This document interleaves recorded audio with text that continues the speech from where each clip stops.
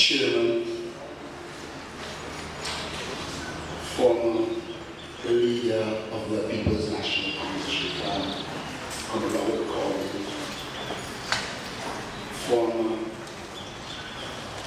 Prime Minister concomitantly, members of the Central Executive of our party, Mayor, City of Georgetown, and the Bluebridge, Narayan, councillors, member of the family, Dr. Richard Van Charles, all present.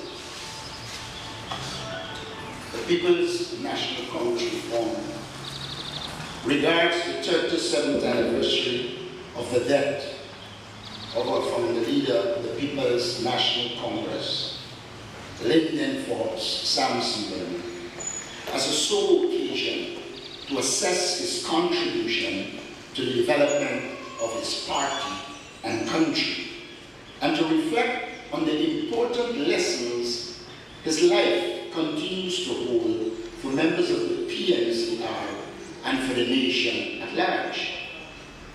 In making such an assessment and analysis, the party will not be detained by the lurid and unfounded criticisms and misplaced character assassination of one of Guyana's finest sons, noting that he was human and would have made mistakes.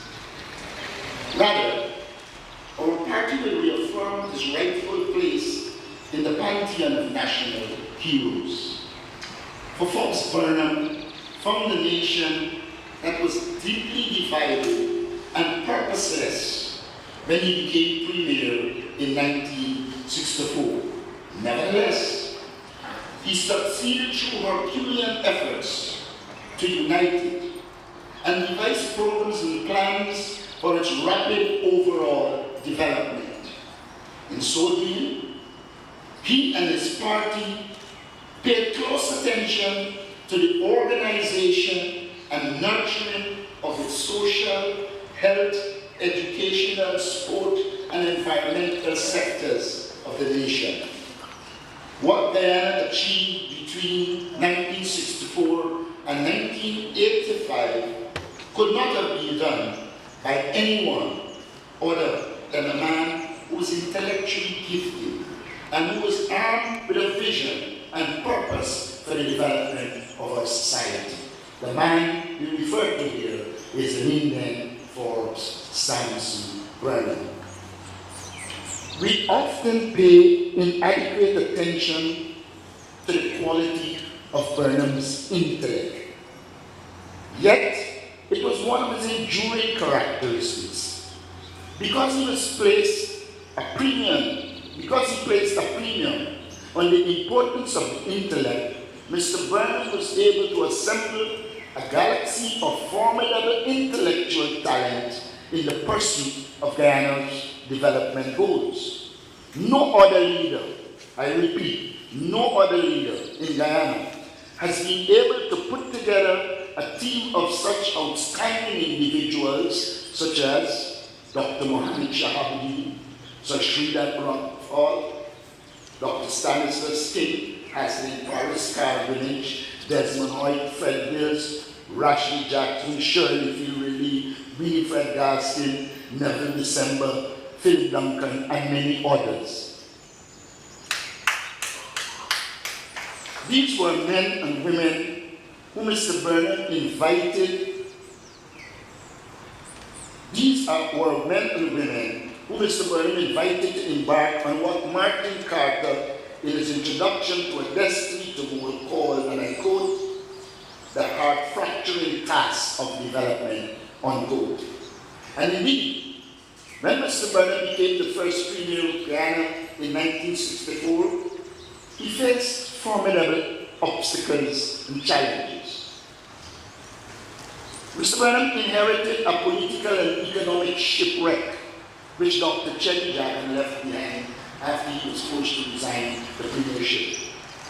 We must not forget that the Jacob Report had detailed the bankruptcy of the colony of British Guyana under the People's Progressive Party.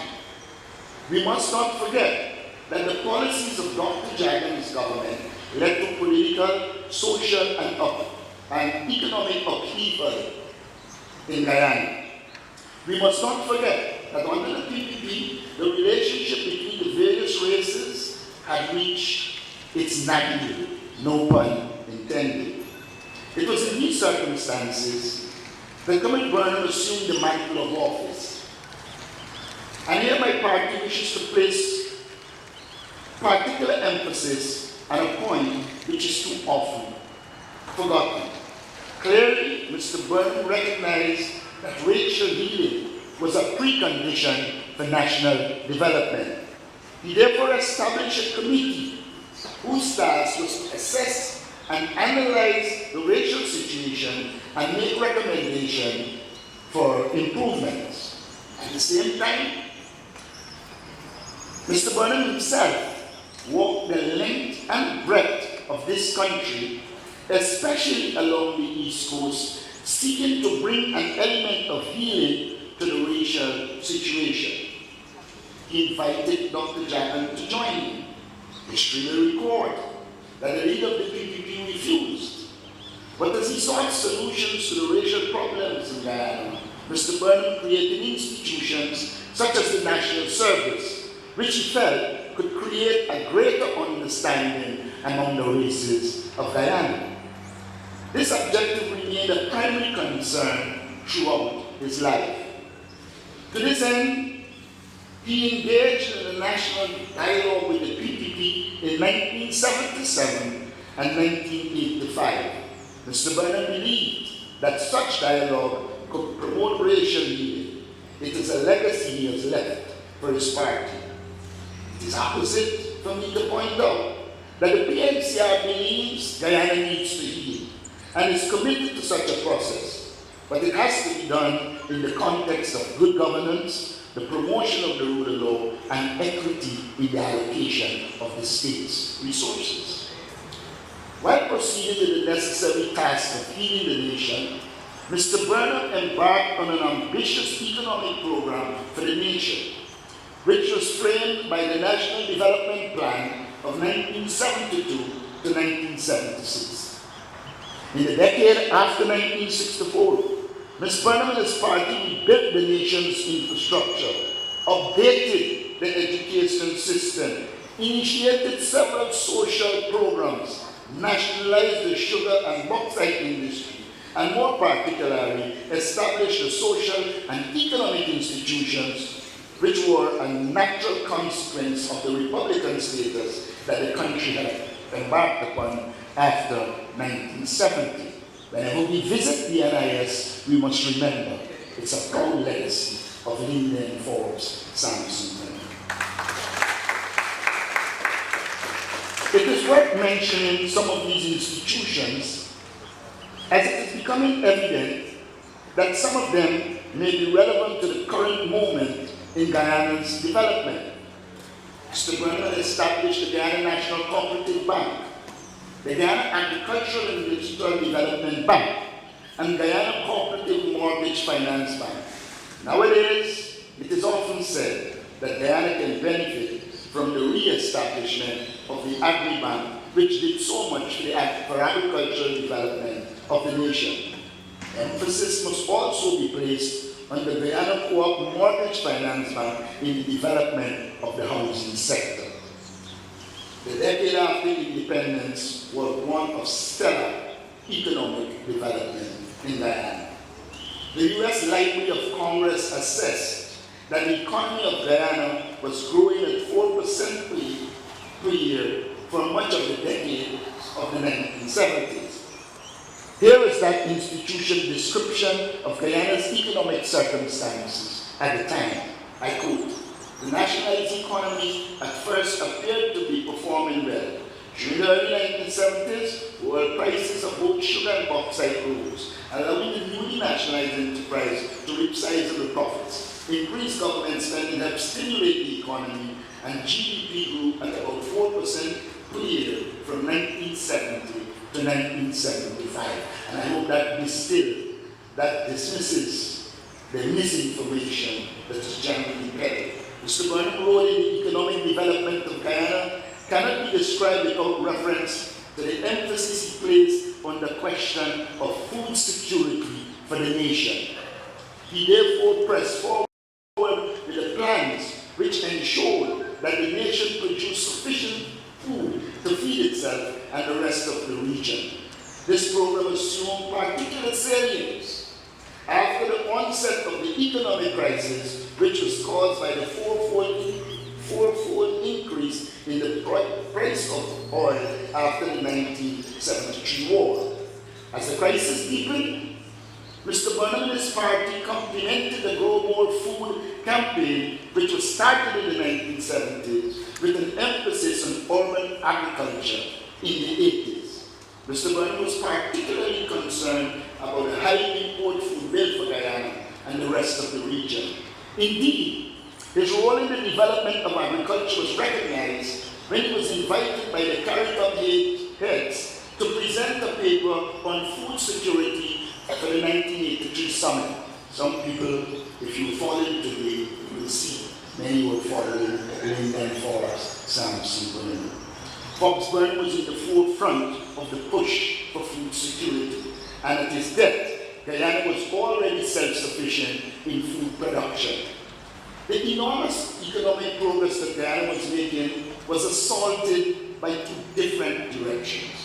The fourfold increase of the price of oil, which triggered a global economic crisis that had a severe impact on Guyana's small, open, and vulnerable economy. It was a period of formidable challenge, but Mr. Burnham's leadership and political acumen ensured that the nation survived. In laying the foundation for such survival, Mr. Burnham, in fact, had prepared a way for Mr. Desmond Hoy when he succeeded him to initiate plans and programs which led to the revival of the economy. The second era of challenge and difficulty came from the now widely recognized sabotage of the economy by the PPP. In 1977, for example, there were no less than 400 plus strikes in the sugar industry. The People's Progressive Party showed no patriotic inclination to work with Mr. Burnham to get the country out of the economic crisis which had supervened.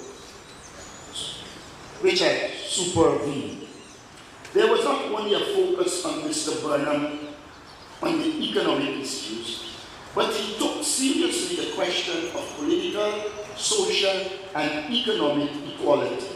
Mr. Burnham ensured that all Guyanese were equal before the law under the Constitution, that women had the same rights as their male counterparts, that all religions were treated equally, and the children of the poor had equal access to education because of its free education program, from nursery to university, which he introduced. Mr. Burnham also had the foresight to recognize the importance of the environment in economic development. It must not be forgotten that he appointed a minister responsible for the environment in 1981. Mr. Burnham's success as a statesman is beyond dispute. Having supervised the creation of the Ministry of Foreign Affairs in 1966, he embarked on the formulation and implementation of a foreign policy that brought recognition to the country and its peoples, and successfully defended the nation's territorial integrity and sovereignty against the claim of Venezuela in the west and Suriname in the east. Beyond this, Mr. Burnham made it a priority to pursue the objective of Caribbean unity. He pursued this aim with determination and purpose. After the collapse of the West Indies Federation, the attempts of the unity of the region proceeded by fits and starts. This did not sit well with our founding leader and his political colleague, the Prime Minister of Barbados, Aubrey. Letters were exchanged and decisions reached to give a fillip to the integration movement. The result was the Dickinson Bay Agreement of 1965, the creation of Carifta in 1968, and finally the Treaty of Chatham, which established the Caribbean Community. But the most compelling confirmation of Mr. Burnham's singular commitment to Caribbean unity was demonstrated when he played a leading role in the revival of the Caribbean community after a period of 7 years from 1974, when it did not meet at the level of the heads of government. Burnham, Williams, and Manley ensured that the community's other institutions functioned in a way that kept it from coming to a complete halt. When the heads finally met at Ocho Rios in 1982, Mr. Burnham had a stellar moment. This is quickly told. He proposed, and the conference accepted his proposal that CARICOM must have annual meetings, as was the case with the European Economic Community at the time. That CARICOM meets annually today is entirely Mr. Burnham's doing. Also, he again proposed, and the conference accepted, the proposition that Venezuela claims to Guyana territory constituted an attack on the overall sovereignty and integrity of the Caribbean community. As Guyana foreign policy matured in the 70s, and the country acquired a reputation for diplomatic efficiency, the country not only hosted the first meeting of the foreign ministers of the non-aligned movement in Latin America, but moved swiftly beyond this to get top Guyanese officials elected to international positions, such as Sir Sridhar Ramphal to the position of Secretary General of the Commonwealth, and Rashid Jackson as President of the Council of Namibia. The roll call of success is impressive. Guyana was a member of the Security Council twice. It was elected to ECOSOC, always was a respected voice in regional and international affairs. But a crowning moment for Mr. Burnham must have been his selection to attend the Cancun Summit in Mexico in 1981. This conference represented an effort by the international community to further the dialogue between the Western world and the global South. Several other leaders in Africa and Asia could have been selected to represent the countries in this part of the world. But because he had called for changes to the international system for it to be more equitable for developing countries, and because he was wedded to promoting an independent policy that honor fell to Mr. Burnham, it was a signal achievement for Linden, Forbes, Sampson, Burnham. It is difficult in a single speech to capture all the great achievements of Mr. Burnham. What I have outlined here can be regarded at best as a summary of those achievements. Of course, it will be even more difficult to capture in a single speech those human characteristics which endeared Mr. Burnham to his supporters and members of the party. He was a brilliant man with a great sense of humor. He could and did walk with ease, but did not lose the common touch. Cultured, knowledgeable in the arts and music, well-read and articulate, Linden, Forbes, Sampson, Burnham was an impressive being who was a giant of our politics.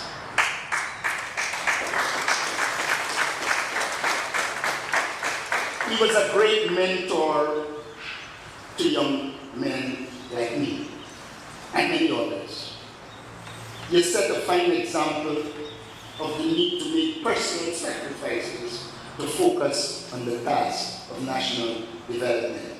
Today, as we remember Linden, Forbes, Sampson, Burnham, we celebrate his successes, analyze and learn from his mistakes, continue to build his strengths, and continuously review our actions to ensure we adapt to the extant political, economic, social, and international situation with the aim of promoting the development of Guyana, in which all Guyanese are treated equally and have a stake in the national, political, economic, and social kingdom.